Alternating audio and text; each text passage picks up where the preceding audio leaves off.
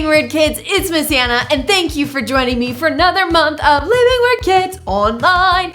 I was just thinking, don't you hate it when you do something nice for someone and they forget to tell you thank you, or they say thank you but their face is all droopy and they don't act excited about what you did for them? Well, we have a holiday coming up this month. Do you know what holiday, LW kids? That's right, Thanksgiving. What do you think about when we say Thanksgiving?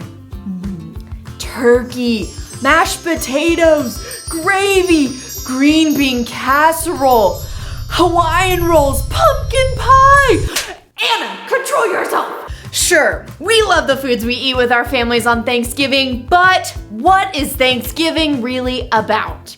Psalms 107 in verse 1 in the Passion Translation says, "Let everyone give all means all, their praise and thanks to the Lord." And here's why.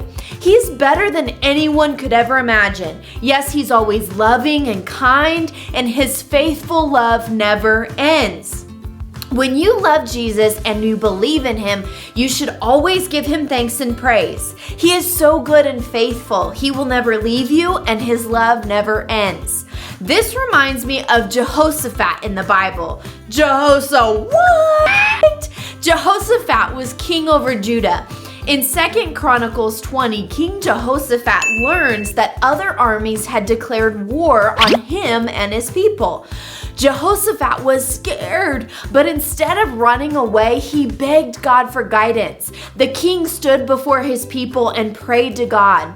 All of the men of Judah, their children, and their wives were seeking God as they came together. The Holy Spirit spoke through one of the men. The Holy Spirit told them to not be afraid, for the battle is not yours, but it's God's. Tomorrow march out against them, but you will not need to fight.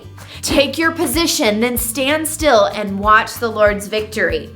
After the Holy Spirit gave them directions, King Jehoshaphat and all who were there began to worship and thank God with a very loud shout. The next morning, they woke up and they took their position as the Lord had said. Jehoshaphat sent singers to walk ahead of the army, and they sang, giving thanks to the Lord. His faithful love endures forever. And at that moment, they began to praise and thank the Lord that caused the armies that were coming after the king Jehoshaphat and his people to begin to fight amongst themselves. Instead of attacking Judah, they killed each other. What? When King Jehoshaphat arrived with the army of Judah, there were dead bodies lying on the ground as far as the eye could see. King Jehoshaphat and his men collected all the riches from the other armies, and they began to praise and thank the Lord for fighting the battle for them and giving them the victory. They marched into Jerusalem with the music and harps and trumpets and continued to give thanks to God. Wow, what a great example of what the Lord can do on your behalf when you give him thanks. Can you see this? I have a candy corn in my hand, and it tastes oh so good.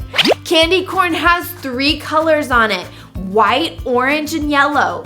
Each one of these colors stands for something. When you're having a hard time and you're scared or you don't know what to do, I always want you to think of this piece of candy corn. The white stands for always. The orange stands for give, and the yellow stands for thanks. When you're having a hard time, when you get scared, or when you don't know what to do, remember what the candy corn stands for.